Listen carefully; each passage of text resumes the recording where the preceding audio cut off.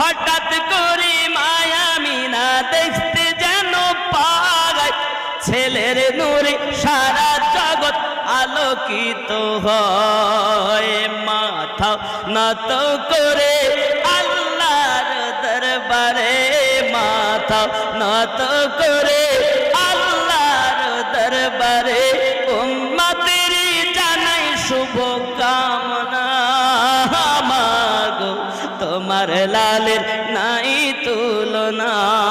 জোরে বলো হাজতে থুতু ফেলতে।